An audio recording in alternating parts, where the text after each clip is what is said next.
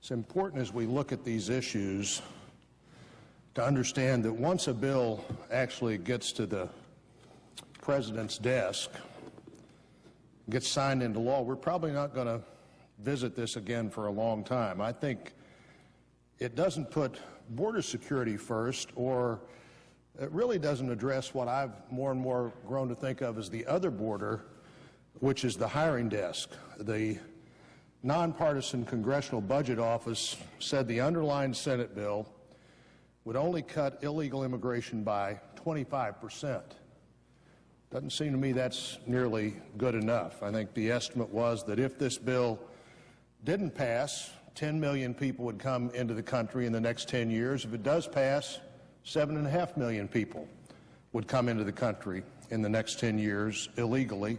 Some of them will come across the border. A lot of them come here now legally, and then they just stay. And I don't see anything in this bill that does what we could be doing there. I voted against proceeding to the amendment this week, the Hoeven-Corker amendment, because I didn't think it really focused, as the Cornyn amendment did, that I co-sponsored, on granting legal status only after we get the border secured rather than doing it before. In my view, these challenges need to be met. What do we do about the workforce needs of the country? What do we do about people who came here illegally or came here legally and stayed then illegally? But it's important to understand that as long as it's taken to even get to this point, once a bill passes, we're probably not going to go back and say, gee, I wish we'd have done this, or I wish we'd have done that. In addition, under the bill, the only requirement before legalization could begin is for the Secretary of the Department of Homeland Security to simply submit a border security plan to the Congress. There are lots of plans, and a lot of them are talked about in this building. Some of them work, some of them don't work, but this doesn't require any further approval or verification of the plan. The amendment that I supported, that Senator Corker was the principal sponsor on, said that you'd have to meet some metrics, and one of the you'd have to have some measures that you know you could prove and would be willing to certify. Everybody seems willing to admit that 100% awareness of what goes on in the border is possible. So if 100% awareness is possible, why isn't it possible, if you know 100% of what's going on and can watch the whole border, why isn't it possible to be able to certify that a certain number of people are being stopped every year, and that the border is not totally and completely and absolutely secure, but meets a level of operational control that the American people have a right to expect. The $46.3 billion for border security is mandatory funding, but the amendment only requires $8.3 billion of that $46 billion to come from fees, leaving taxpayers on the hook for another $38 billion, again, without the other half of the problem, people who come to our country legally for a short period of time and then stay, being dealt with. If we don't deal with that, we really haven't dealt with the problem.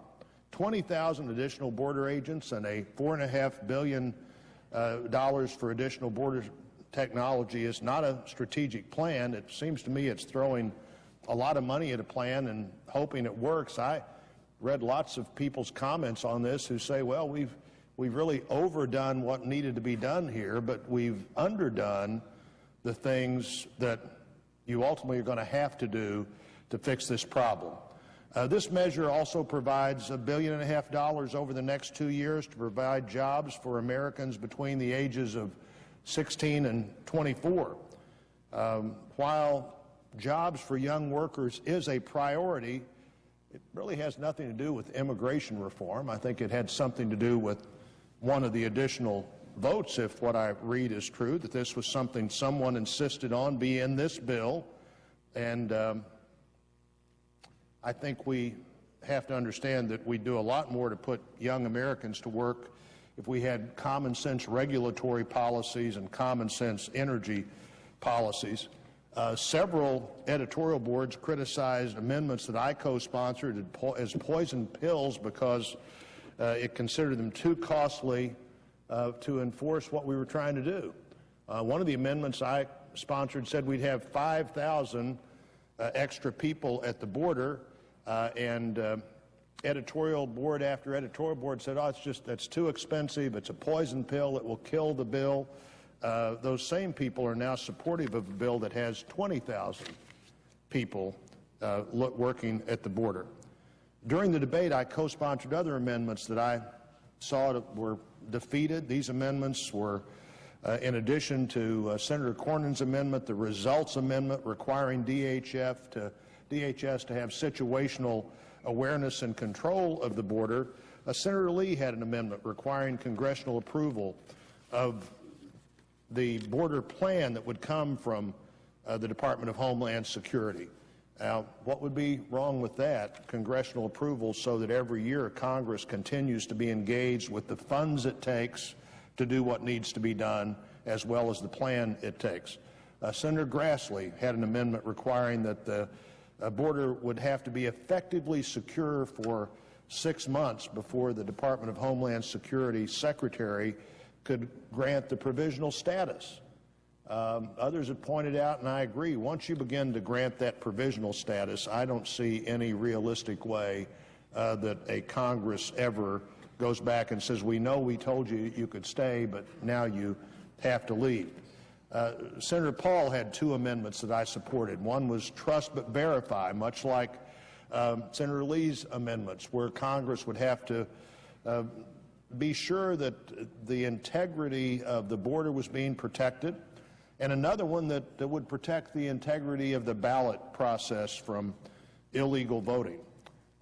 Nobody is here advocating illegal voting. Why we couldn't get an amendment that did something to ensure that it wouldn't happen is surprising to me.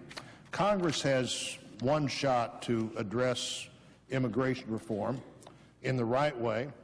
Unfortunately, I can't vote for this bill because I think it fails to prioritize the things that need to be prioritized. I also don't think this bill will be a bill that can pass the House of Representatives, so I hope the Senate will now work with the House to find a better solution for long-term immigration reform, and we can really meet those 3 criteria of how do you secure the border, how do you meet the legitimate workforce needs of the country, and what do we do about people who are already here, and in many cases these are people who go to church where we go to church, their kids go to school where our kids go to school.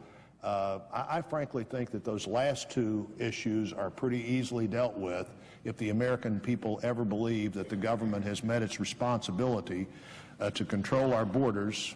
And one way to do that is to look at the actual border. Another way to do that is give employers the kinds of tools they need so that we can clearly identify who is in the United States that's eligible to work and who is not.